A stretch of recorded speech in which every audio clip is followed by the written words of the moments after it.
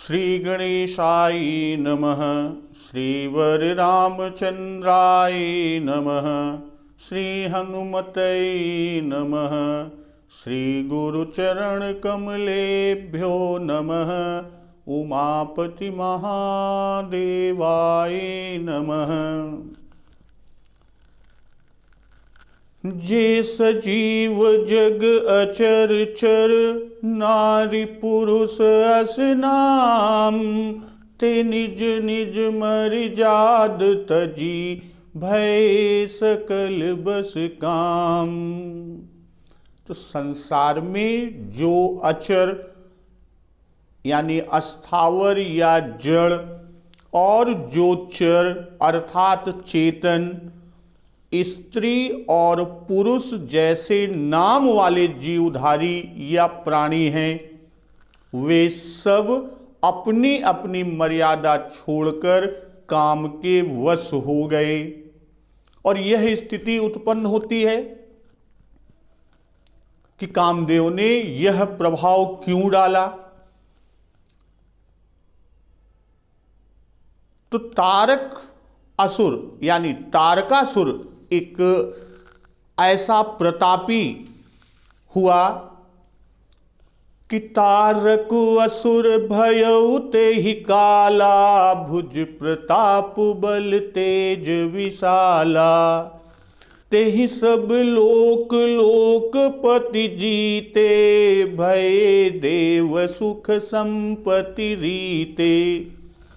कि तारक नाम का जो असुर हुआ, जिसकी भुजाओं का बल प्रताप और तेज इतना ज्यादा था, इतना बड़ा था कि उसने सभी लोक और सभी लोकपालों को जीत लिया, जिससे सभी देवता सुख और संपत्ति से रहित हो गए। तो उसी असुर के लिए सारे देवता जाकर ब्रह्मा जी के यहां पुकार करते हैं। तो सब सन कहा बुझाई विधि, दनुज निधन तब होई, शंभु शुक्र संभूत सुत, एहि जीतई रन सोई। तब ब्रह्मा जी ने सभी को समझाकर कहा कि इस दैत्य की मृत्यु तभी होगी जब शिव जी के वीर से यानी शंभु शुक्र संभूत सुत के द्वारा ही यह युद्ध में हराया जाएगा, या युद्ध में वही शुक्र संभूत यानी शंभु शुक्र संभूत से ही यह हारेगा और इसका मरण होगा। और फिर ब्रह्मा जी उपाय भी बताते हैं कि मोर कहा सुनि करहु पाई, होई ईश्वर करी सहाई। कि जो उपाय बताते हैं कि आप कामदेव को भेजिए शिव जी की तपस्या से बाहर निकालने के लिए, उनकी समाधि छुड़वाने के लिए। अपठ वहु काम जाई शिव पाही, करई क्षोभ शंकर मन माही। अब वही यानी कामदेव जी को भेजिए और वही शिव जी के मन में क्षोभ उत्पन्न करें, अर्थात उनकी समाधि को भंग करें। तब हम जाई शिवहि सिर नाई, करवाउब विवाहु बरियाई। तो ब्रह्मा जी कहते हैं कि तब हम जाकर शिव जी के चरणों में अपने सिर को रख देंगे और जबरदस्ती यानी उन्हें राजी कर, शिव जी को राजी कर हम विवाह को करा देंगे। तो देवता सभी स्तुति करते हैं, और कैसे प्रेम द्वारा स्तुति करते हैं, प्रेम पूर्वक स्तुति करते हैं। और विषम बाण झख केतु अर्थात कामदेव जी, जो मछली के चिन्ह युक्त ध्वजा वाले कामदेव जी हैं, वो प्रकट होते हैं और सभी देवता उनसे अपनी विपत्ति कहते हैं।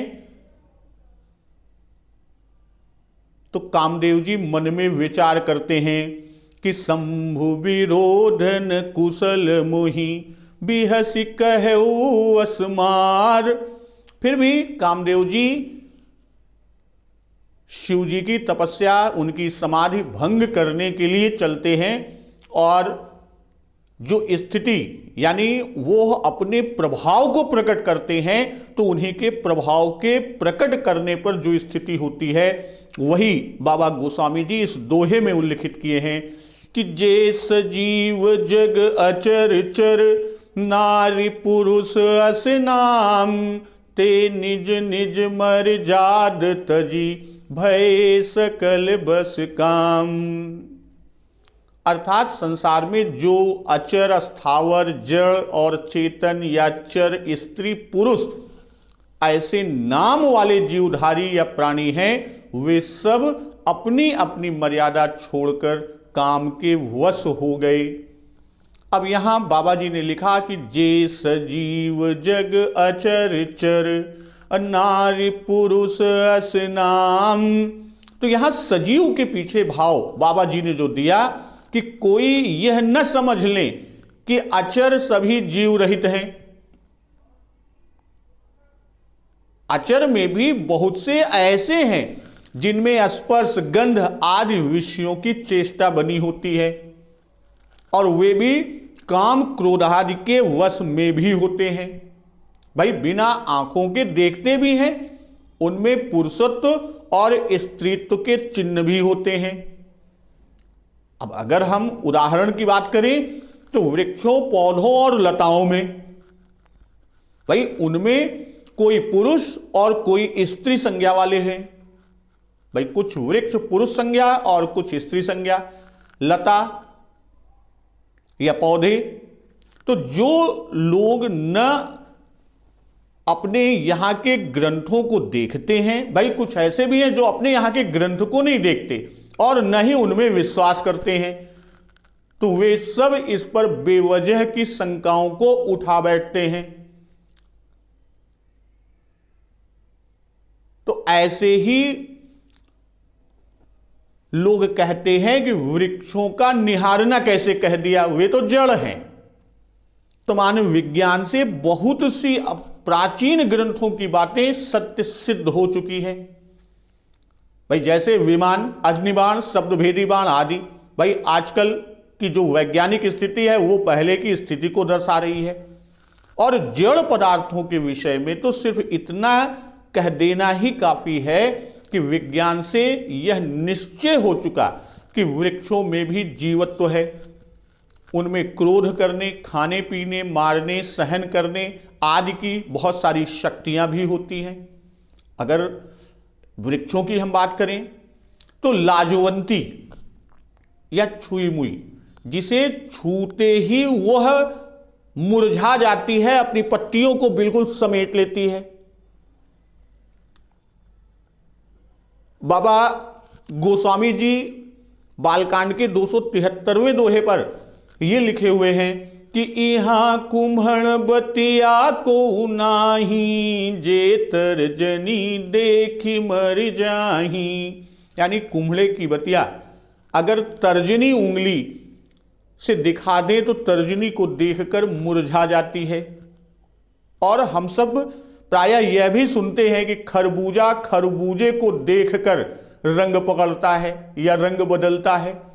तो सजीव को लिखकर कि जे सजीव जग अचर चर, यानी सजीव के द्वारा बाबा जी दिखा रहे हैं कि जिनमें जीवत्व तो नहीं है उन्हें छोड़ दें, तो बाकी सब काम के वश हो गए, चाहे वे चर हो या अचर हो।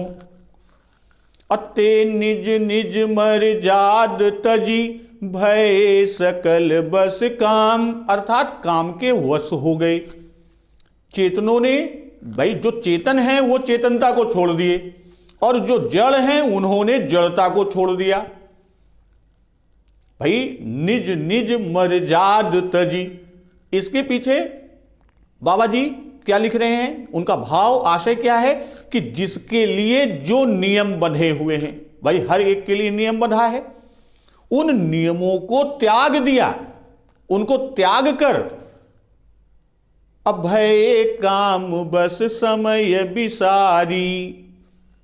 तो जड़ों की जो मर्यादा बंधी हुई थी, उस मर्यादा के बंधने में और इससे आगे न बढ़े वो मर्यादा के, तो वह मर्यादा उन्होंने तोड़ दिया। भाई पहले बाबा जी ने अचर के कामवश में होने को कहा कि अचर का कामवश, अब फिर चर की बात किया, और इसी को बाबा जी आगे विस्तार कर रहे हैं कि सबके हृदय मदन अभिलाषा, लता निहारी नवहि तरु शाखा, नदी उमगी अम्बुधि कहूँ धाई, संगम करहि तलाव तलाई। अस जह सिद साजड़न के बरनी, को कही सकय सचेतन करनी। अब सबके हृदय में काम की प्रबल इच्छा हुई है, और दोहे में अभी कि जे सजीव जग अचर चर कहे, और अब यहां उनमें से कुछ को गिना रहे हैं, अर्थात अचेतन या जड़ जीवों की दशा को दिखा रहे हैं।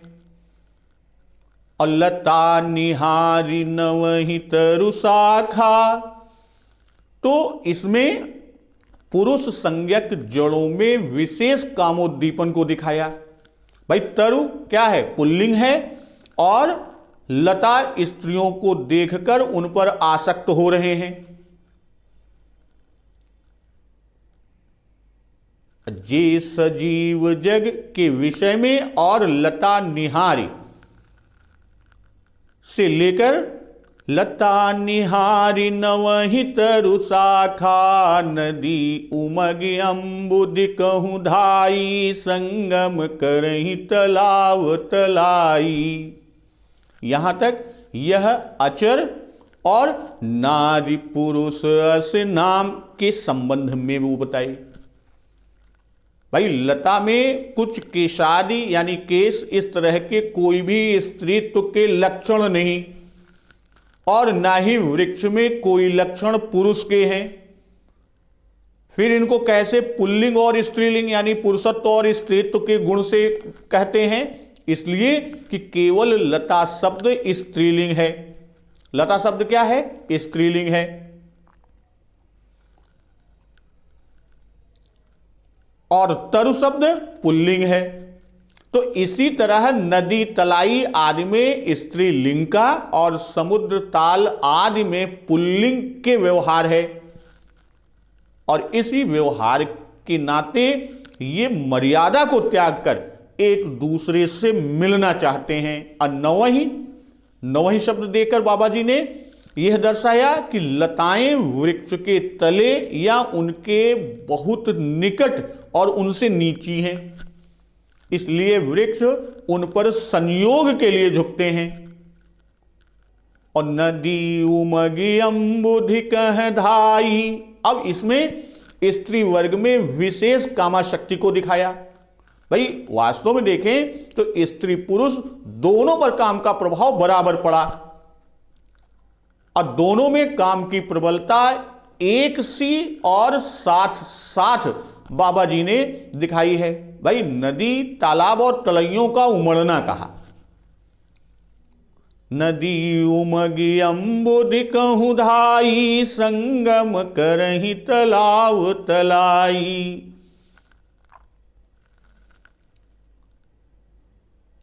और बिना उमड़े दोनों का संगम हो नहीं सकता। भाई कैसे हो सकता है, तो निज निज मर्जाद तजी, भय सकल बस काम। तो उसी चीज को यहां पर बाबा जी दिखा रहे हैं कि नियम तो यह है कि लता शिखा की ओर बढ़ती है, पर यहां मर्यादा त्याग कर तरु शाखा जो है, वृक्ष की शाखा, वह लता की ओर झुकने लगा। इसी तरह बिना वर्षा के ही नदियां समुद्र की ओर मिलने को दौड़ी।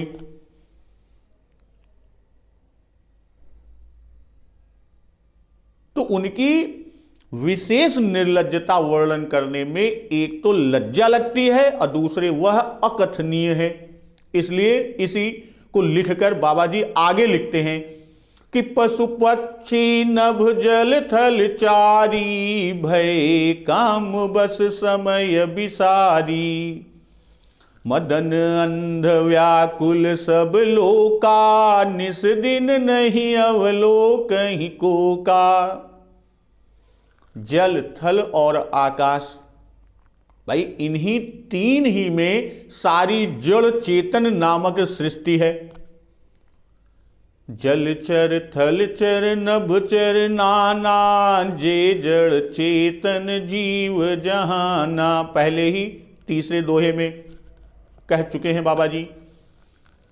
तो यहां तीनों को कहकर, अर्थात जल थल और नभ यानी आकाश, इन तीनों को कहकर संसार भर के प्राणियों को दिखा दिया।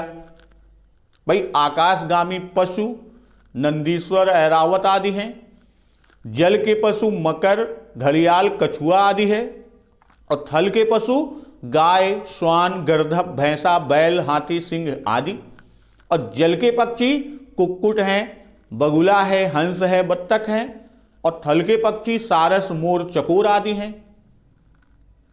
और समय भी सारी कि भय काम बस समय बिसारी। तो समय भी सारी कि पशु पक्षियों में संयोग के समय बंधे हुए हैं। जैसे हाथी ग्राम में संयोग नहीं करता, कुत्ते कुतियों का संयोग कार्तिक माह में, और गधे गदही का संयोग बैसाख मास में, और चकवा चकवी का दिन में होता है, रात में नहीं करते। तो ये सब इस तरह सब समय ये अपने अपने संयोग का प्राप्त किए बिना ही उसमें लिप्त हो गए, उसका भोग करने लगे। मदन अंध व्याकुल सब लोका, निस दिनुता नहीं अवलोकहि कोका। अब मदन पद या शब्द देकर बाबा जी लिख रहे हैं कि बड़े बड़े योगी ऋषि ब्रह्मचारियों आदि का मद जाता रहा। कोई अभिमानी इंद्रियजित व कामजित न बचा। और लोक के यहां पर बाबा जी ने दो अर्थ लगाए दिए, एक लोग का और एक लोक का। अर्थात सब लोका, त्रैलोक के मात्र तीनों लोकों, और आगे तीनों लोकों के प्राणी बाबा जी गिनाए कि देव दनुज नर किन्नर व्याला। भाई यहां पर कि देव दैत्य मनुष्य किन्नर सर्प अप्रेत पिशाच भूत बेताला। तो अब यहां पर तीनों लोगों के प्राणी को गिना दिया। और मदन अंध कहकर कि बुराई भलाई लज्जा आदि का कुछ ज्ञान किसी को नहीं रह गया। जिस तरह अंधे को कोई चीज नहीं सूझता, वैसे ही कामांध व्यक्ति जो काम में अंधा हो, इन्हें कहीं कोई और दिख नहीं पड़ता जिससे वह लज्जा कर सके या जिससे वो लज्जा करें। अतः यहां पर बाबा जी ने अंधा कहा, और अंधे को दिन रात बराबर है, वैसे ही कामांध को दिन रात बराबर है। अब व्याकुल देव दनुज नर किन्नर व्याला, प्रेत पिशाच भूत बेताला। कि कामोद्दीपन अत्यंत प्रबल होने से वो व्याकुल हैं। कामाग्नि को शीघ्र बुझाने के लिए वो व्याकुल हैं। और निस दिन नहीं अवलोकहि कोका। अब कोका शब्द का प्रयोग बाबा जी ने यहां पर किया। कोका नाम के उस पंडित का उल्लेख भी इसमें आ जाता है कि जिन्होंने कोक शास्त्र को रचा था। अर्थात कहने का भाव बाबा जी का कि सबके सब कोका पंडित ही हो गए, यानी कोक शास्त्र में मानो इनसे ज्यादा निपुण कोई है ही नहीं, ये खूब निपुण हैं और ऐसे कामांध हो रहे हैं कि दिन रात और समय कुसमय इन्हें कुछ नहीं सूझ रहा। अनिस दिन नहीं अवलोकहि कोका। आगे भी छंद में बाबा जी लिखेंगे कि दुई दंड भरि ब्रह्मांड भीतर काम कृत कौतुक अयम। कहने का भाव कि काम ने यह खेल 2 दंड भर किया, अर्थात 2 दंड भर ही यह कामकृत कौतुक रहा। और यहां कहते हैं कि चकवा चकवी रात दिन कुछ नहीं देखते, तो इससे यह कौतुक कम से कम 1 दिन और 1 रात तो अवश्य जान पड़ता है। यहां पर बाबा जी आगे लिखते हैं कि देव दनुज नर किन्नर व्याला प्रेत पिशाच भूत बेताला इन कई दसान कहु बखानी सदा काम के चेरे जानी असिद्ध विरक्त महामुनि जोगी ते पि काम बस भय वियोगी। तो देव, अब यहां पर जो बाबा जी ने लिखा देव दनुज नर किन्नर व्याला, अब यहां देव से स्वर्गवासी, दनुज से पातालवासी और नर से मर्त्य लोकवासी सभी को दिखाया। अब भूत प्रेत पिशाच बेताल आदि सभी रण में भाग लेने वाले शिवगण हैं। भाई भूत पिशाच बेताल यह सब प्रेतों के भेद हैं या उनकी भिन्न भिन्न जातियां हैं और ये भी देव कोटि में माने जाते हैं। सामान्य रूप में माना जाता है कि ये आत्माएं अनेक प्रकार के उपद्रव करती हैं और लोगों को कष्ट पहुंचाती हैं। अब भूत प्रेतों के संबंध में जो सामान्य कि मृत प्राणियों में जिनकी मुक्ति नहीं होती उन्हीं की आत्माएं चारों ओर घूमा करती हैं और चारों तरफ उपद्रव मचाया करती हैं। असिद्ध विरक्त महामुनि जोगी ते पि काम बस भय वियोगी। सिद्ध आदि योगीश्वर होते हैं, ये इंद्रिय विजयी होते हैं, अपनी इंद्रियों पर विजय किए होते हैं, अर्थात इनमें काम नहीं होता, काम इन्हें छू भी नहीं सकता। सो वे भी कामातुर होकर विरही हो गए। यानी कामदेव का प्रभाव इतना सशक्त था कि जो सिद्ध आदि योगीश्वर होते हैं वह भी अपनी जो उन्होंने इंद्रिय विजय कर रखी थी उनके अंदर काम छू नहीं जाता था, वे भी कामातुर हो गए। और यहां वियोगी के 2 भाव अगर इसके लिए, एक तो वियोगी यानी विधन योगी, बी माने विगत, और दूसरा भय वियोगी, योग छोड़ बैठे। काम की प्रबलता में जो अष्टांग योग से ध्यान लगाए हुए थे वह अष्टांग योग से ध्यान छूट गया और वो काम के वश हो गए। ये तो एक भाव। और दूसरा कि सिद्ध विरक्त महामुनि और योगी प्रायः स्त्री रहित होते हैं, इनकी स्त्रियां तो होती नहीं, तब उनको स्त्रियों का संयोग कहां मिले, यानी कामदेव के प्रभाव की ये स्थिति बाबा जी दिखा रहे हैं कि काम उन्हें सता रहा है और इसलिए वो क्या है, इसी कारणों से स्त्री विरह में कामियों की तरह वियोगी अर्थात विरही सी देख पड़ते हैं। अगर इसके भाव की बात करें तो इन सब का ज्ञान ध्यान सब जाता रहा और अपने अपने धर्म से वियोगी हो गए। तो बाबा गोस्वामी जी आगे छंद में लिखते हैं कि भय काम बस जोगीस तापस पावरन की को कहे, देखहि चराचर नारीमय जे ब्रह्ममय देखत रहे।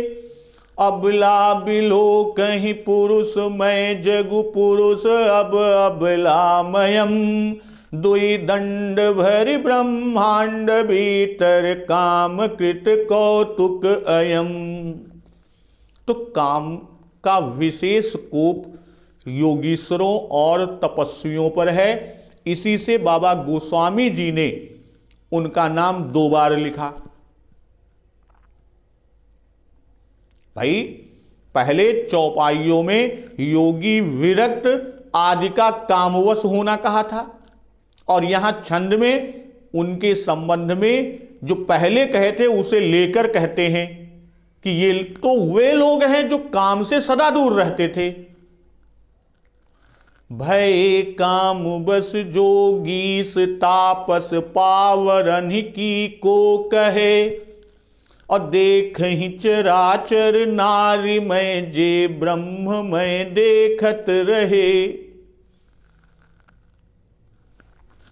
भाई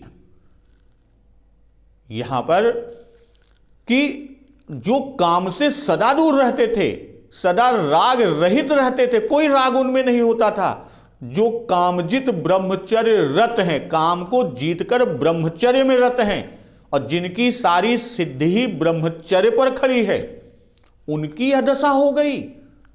तो फिर ये कैसे सोच सकते हो कि तुच्छ मनुष्यों की क्या दशा हुई होगी, उनके बारे में क्या कही जाए। न कहने का कारण बताने में उनकी दशा फिर कही। देखहि चराचर नारीमय। अब यहां पर तो अब ब्रह्ममय की भी बात कर रहे हैं।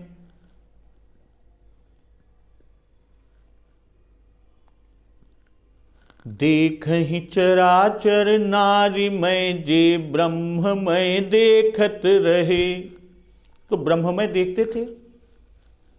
भाई जो लोग सदा संसार को इस तरह देखते थे, सारा जगत ब्रह्ममय है, यही जिनकी दृष्टि में रहता था, सो भी जगत को स्त्री में देखने लगे। देखहि चराचर नारीमय, यानी संपूर्ण जगत को वो स्त्री में देखने लगे। और पहले सब चराचर में एक ब्रह्म को ही देखते थे, तो अब सब में उनको स्त्री का ही दर्शन हो रहा है। अबला बिलो कहीं पुरुष में जुग पुरुष अब अबलामयम, जुग पुरुष सब अबलामयम। तो मैं ही एक स्त्री हूं और जगन मात्र पुरुष है। अब बिना सबसे संभोग किए संतोष न होगा, ऐसी कामातुर हो रही है।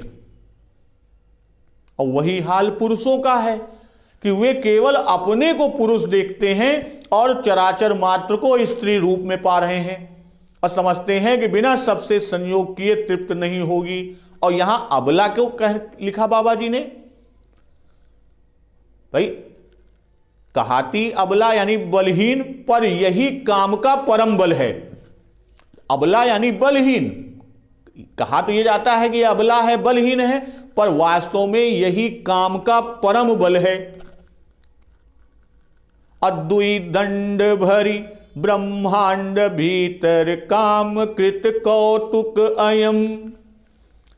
पहले कहा था कि तब आपन प्रभाव विस्तारा। किसने? कामदेव ने अपने प्रभाव का विस्तार किया।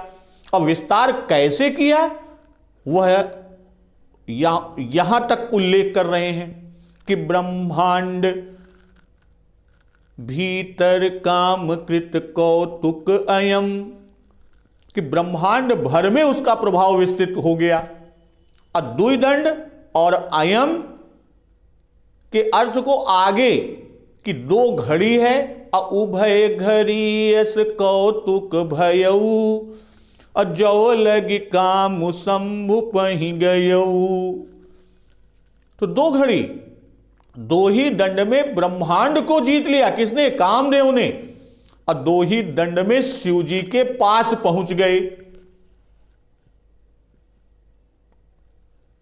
अधरीन काहू धीर सबके मन मन सिज हरे, अजे राखे रघुबीर ते उबरे ते ही काल महू। काम ऐसे प्रबल वीर से रक्षा की, इसलिए रघुवीर शब्द का प्रयोग हुआ कि वीर ही रक्षा कर सकता है।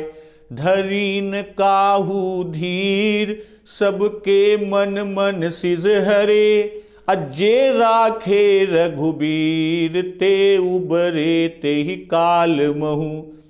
तो किसी ने भी हृदय में धैर्य धारण नहीं किया।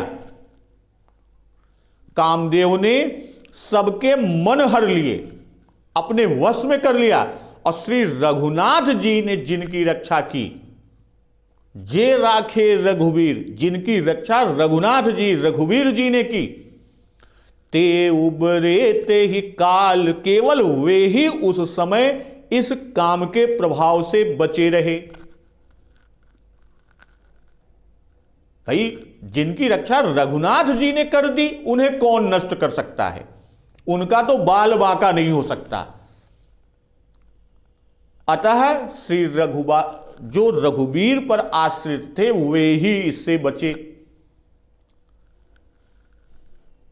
तो उभय घरी यस कौतुक भयऊ, जब लगी काम शंभु पहि गयऊ। शिवहि बिलो की ससंग उमारू, भयऊ जथातिथि सब संसारू। दो दंड में कामदेव ने यह कौतुक कर सारे ब्रह्मांड, और दो ही घड़ी तक यह कौतुक होता रहा। और इसी दो घड़ी में शिव जी के पास, यानी जब तक शिव जी के पास वह पहुंच नहीं गए, कौन? कामदेव जी, तब तक उस दो घड़ी तक यह कौतुक होता रहा।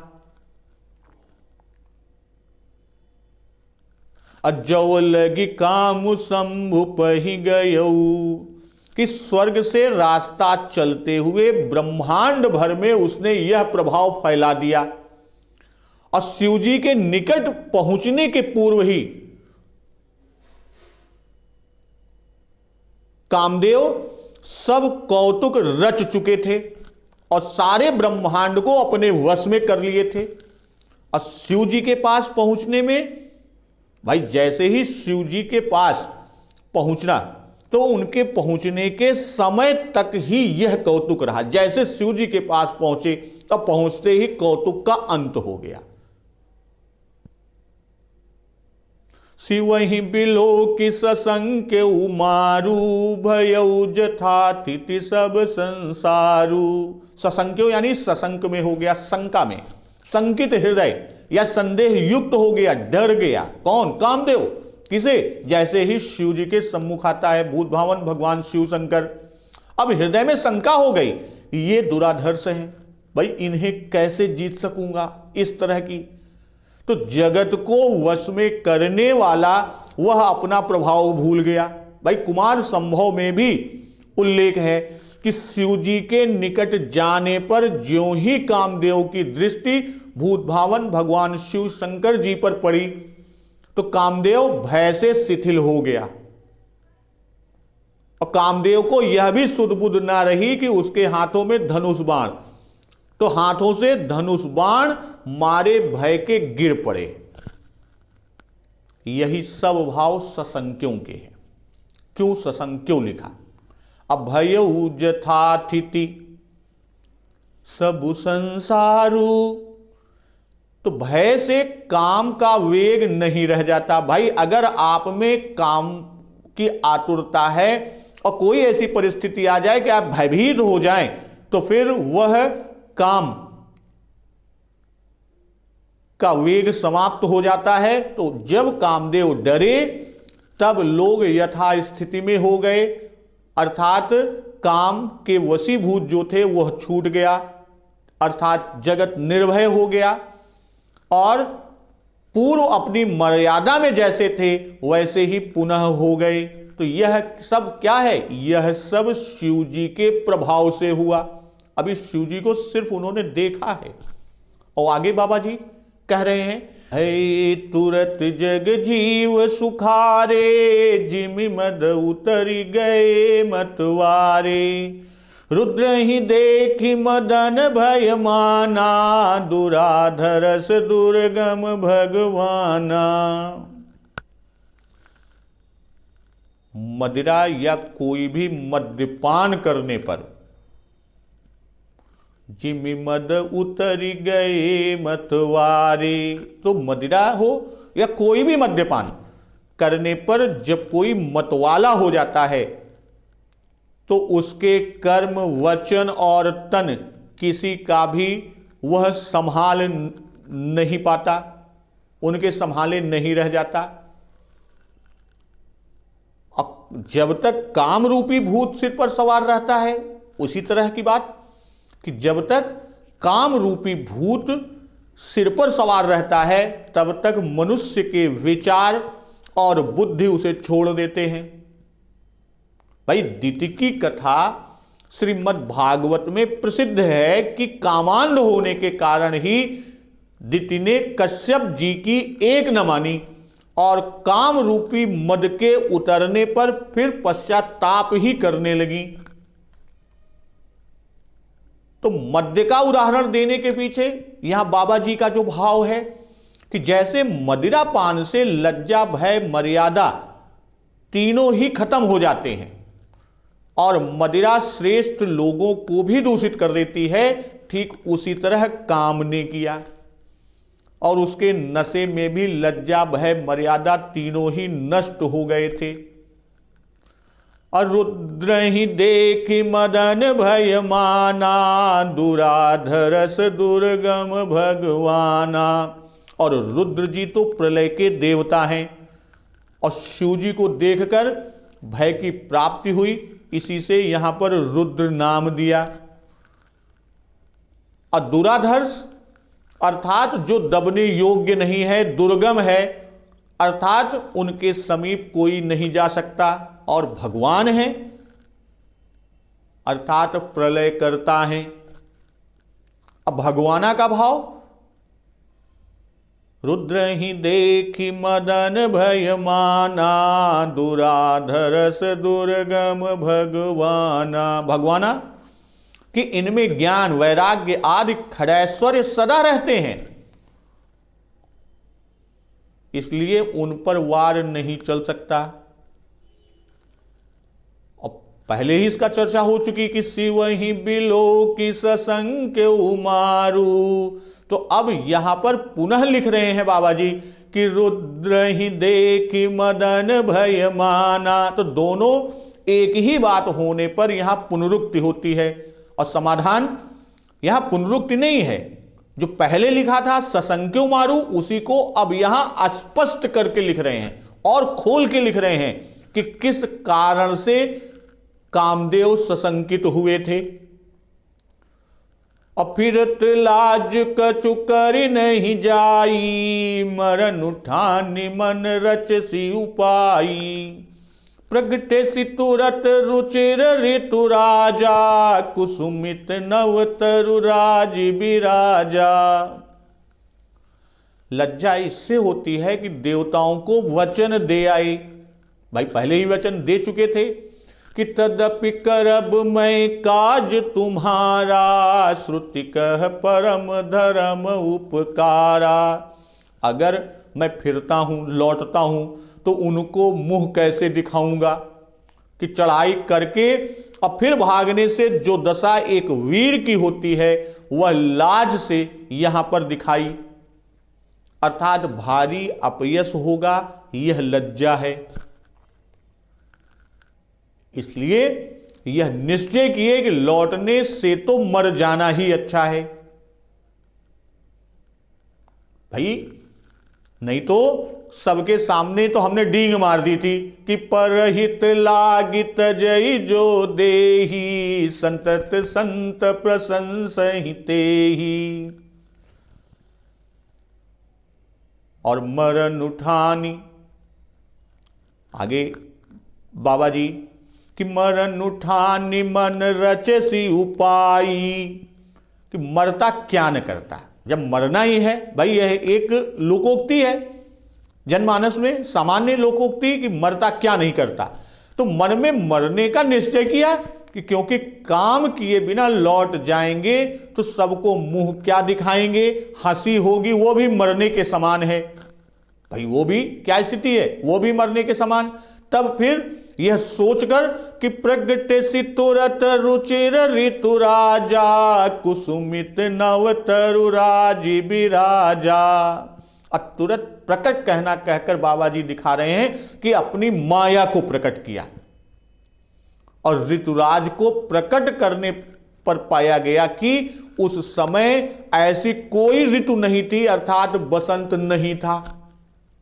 और रुचिर ऋतु राजा कि जो वसंत ऋतु अपने समय पर होती है उससे यह बसंत बहुत अधिक सुंदर है। अकुसुमित नव तरु राज बिराजा, तो बसंत को निर्मित किया, उसका निर्माण किया, इसलिए वृक्षों का कुसुमित होना कहा।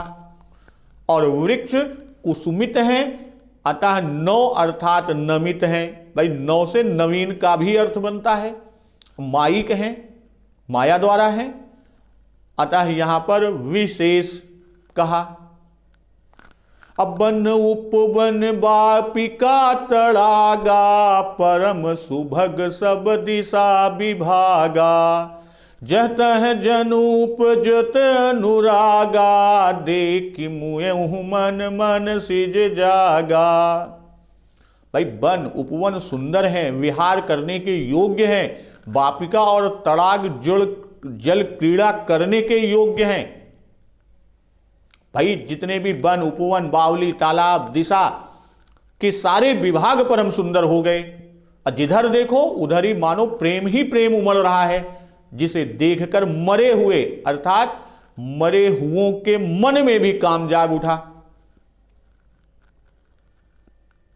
अब परम सुभग सब कहकर कि दसों दिशाओं में पृथक पृथक न्यारी न्यारी सुंदरता, यानी सभी दिशाओं और उनके विभाग अगर कहें तो पूर्व आग्नेयी, दक्षिण नैऋति, पश्चिम वायव्य, उत्तर ईशानी, ऊर्ध्व और अधः। उमगत अनुरागा से यहां पर काम शक्ति के उमड़ने को कहा।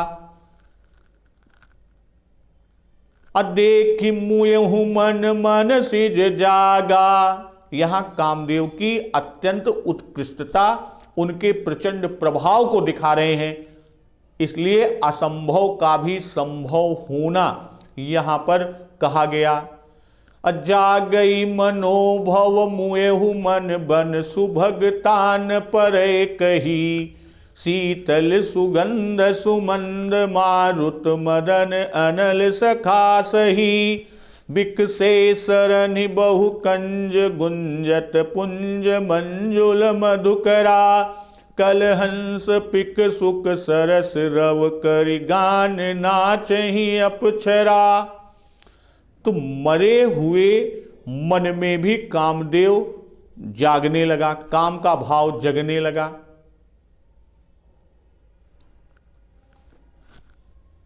और वन की सुंदरता कहीं नहीं जा सकती, इस तरह का सुंदर रूप दिखाया। और काम रूपी अग्नि का सच्चा मित्र शीतल मंद सुगंधित पवन चलने लगा। शीतल सुगंध सुमंद मारुत मदन अनल सखा सही अबिक से सरनि बहु कंज गुंजत पुंज मंजुल मधुकरा। कि सरोवरों में अनेकों कमल खिल गए, जिन पर सुंदर भौरों के समूह गुंजार करने लगे। अकल हंस पिक सुख सरस रव करि गान नाचहि अपछरा। राजहंस कोयल तोते रसीली बोलियां बोलने लगे और अप्सराएं गा गा कर नृत्य करने लगी, नाचने लगी। तो यह कामदेव का प्रभाव था। तो अब काम का प्रभाव क्या होता है और इसका क्या परिणाम होता है, इस कथा का अमृत रसपान हम लोग अगली दिवस में करेंगे। तो एक बार जोर से बोलिए, सियावर रामचंद्र की जय, हनुमान जी महाराज की जय, जगत जननी मां जगदम्बा की जय, गुरुदेव भगवान की जय। बोलिए उमापति महादेव की जय। जय श्री राम।